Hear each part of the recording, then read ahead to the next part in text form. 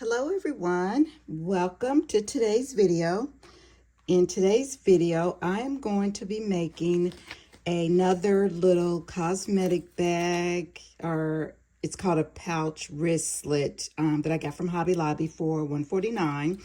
Oh, that's the little mini heat press that's letting me know it's ready. So I'm gonna make this little bag. I have the word stuff already cut out and it is ready to be weeded, and then I will adhere it to the bag. But first let me weed out. This is iron-on, of course, and it's printed iron-on with leopard print. I thought that was really cute, and that it would show up really well on this black little makeup cosmetic pouch baggy thing. Okay, so that's what it looks like once you weed it out. But before I actually iron it on, I'm going to lint roll this bag because I can see a few little pieces of something on them, little pieces of white lint, what have you. But I always start by removing all of that. And then I'm going to preheat this for just a couple seconds. Not long, just to get a little bit of heat on there, remove any moisture that may be inside the fabric. And then I will add the design, and try to get it as close to the center, top and bottom, as, let's see, does that look good? Does that look good? Maybe a little more this way. Okay. And I will tape it down, but wait, what is that? Okay. Okay, nothing. Okay, I'm going to tape it down so that it does not shift. Oops, it kind of did want to shift there. Although, you know what? I'm having second thoughts about possibly using my heat press instead of this little mini one. But because I haven't gotten it already warmed up and it takes a few minutes, I'm just going to go ahead and attempt to do it with this one. It's on the high setting, which is, you know, when all three lights are green, that means it's high. Oh, but I'm going to also put, I don't know if this is needed, but I'm going to use it anyway, just as a precaution. It's got this liner on it, so it's probably not necessary, but just because I have it here, I'll go ahead and use it. And then I'm going to do about a few seconds, 20, 30 seconds on each letter, and I am using pressure as I am ironing down, just to make sure. And the heat is going through this Teflon sheet, but it's just another layer of protection up against the fabric. Although this one, we don't really have to worry about it too much because it's like a cotton canvas type material. But anyway, I just get in a habit of doing the same things all the time. That way I don't forget to do them when it is necessary that you do it. So that's the T and the U. And now I'm over on the F. And I'll give them some heat as well.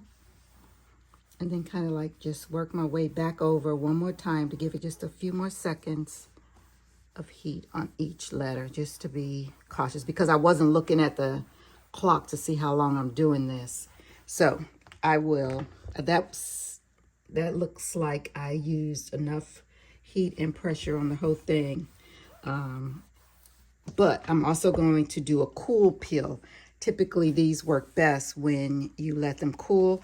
And a quick way to do that is to remove it from the heat surface, which was the mat, the heat mat, and just kind of let it cool on my glass mat here. So that'll draw that heat out. And I just need to cut the tag off because we don't need that anymore. And it should have cooled considerably. Yes, it did. Okay. And before I remove all of it, I'm just going to test a corner to make sure it's down before I lift the entire thing up. And it does look good, except wait, that S, the bottom of the S does not. So I'm going to put a little bit more heat on the whole thing before I try to remove it, because I don't want the iron-on to crinkle.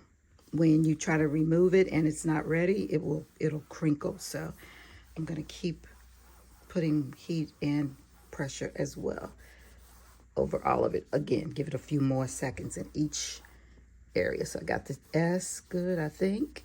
And now I'm going to concentrate on the T.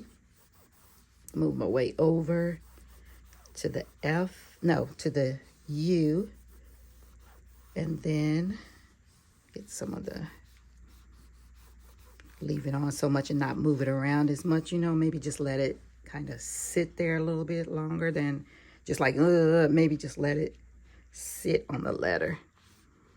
I think that does it when you do that, because if I were using the big heat press, I probably would not be moving it around. I would just let it sit on there for however long the guy says to sit it on there. Okay, I'm going to test again, although I'm going to let it cool again before I test, just because it should be a cool pill.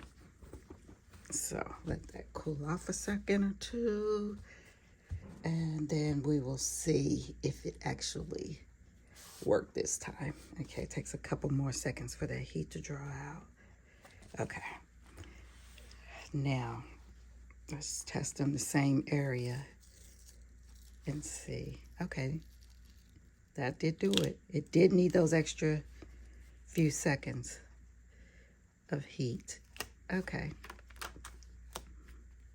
that's what I like to see, when it just peels off nice and smoothly like that. None of the letters are coming up and they're staying down nice and smooth. That is perfect. That was the right amount of time, right amount of pressure. That is excellent. I think that is really, really cute. I really like that. So yeah, I like these bags because they're so inexpensive, and you can put whatever phrase or word, you know, you can do a monogram, you can do a name, you can do initials, you know, you can even do a design. But I had this printed iron-on, so I thought it would show it really well on the black. So that's why I chose to do this, and I can just throw some stuff in here when I travel. So that's it, my little cosmetic bag pouch. All right, guys, thank you for watching, and be sure to come back because I will be posting more videos. Thank you. Bye-bye.